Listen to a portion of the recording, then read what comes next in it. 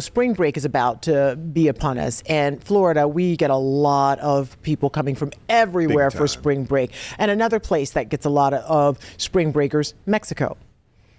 And a lot of people are worried right now what's happening with the violence on the west coast of Mexico. And you say Mexico, it's like saying, oh, something happened in Florida. So you have to kind of like narrow it down. It's not all of Mexico, it's just certain spots.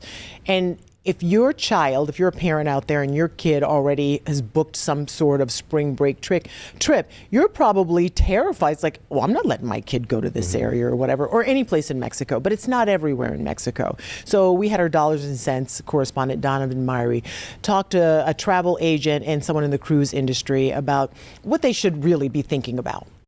On Sunday, Mexican government forces killed the head of the Jalisco New Generation cartel, Nemesio Ruben Oseguera Cervantes, known as El Mencho.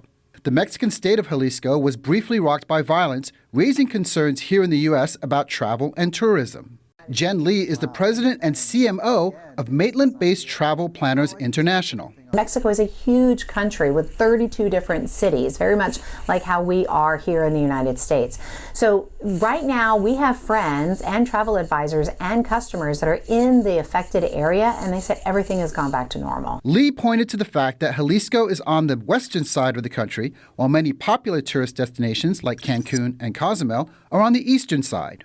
Cruise expert Stuart Sharon says most tourists are in good shape because of the flexibility of cruise lines. The good thing about cruise vacations is that it's not dependent on an actual destination, meaning if there is geopolitical issues, if there's unrest, there's violence, the cruise lines can, as they're floating resorts, they can go to different ports or extend visits to others. Okay, so if you have plans, and here's the thing. The cruise industry and other people who are planning these vacations are not going to put their staff and their people and their equipment in any sort of danger. Yeah.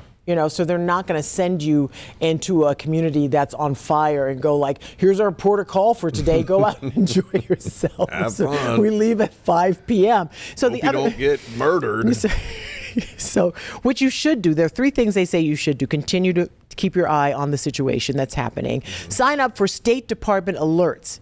Right, so you know exactly where the hot spots are. And if possible, buy travel insurance that covers cancellations or emergency evacuations. I do that now on big vacations. I don't do it if I'm just going to another state or something. But if you're going out of the country and you spend a lot of money on a vacation, you want to protect yourself because you have no idea. The world is a different place now. Things pop off all the time and just things happen. So you want to make sure that you're protected. And when you talk about what you paid for the actual vacation versus what the insurance is, it really is not a big amount. But with the headache and the peace of mind you get knowing that everything's covered and okay. I always feel like insurance is a scam myself. Because when you go to cash it in, there's always like, wait, was it weather? Oh, I'm sorry. Oh, it was weather. Wow. You can't cancel because of... What a reenactment you're doing for the insurance industry. Was it a strike at the airline? Oh, I'm sorry. We don't work I know. strikes at the airline. Well, ask your questions, Matt, and then you decide. But don't discourage other people from doing the right thing. Don't do it. I totally disagree with you on that.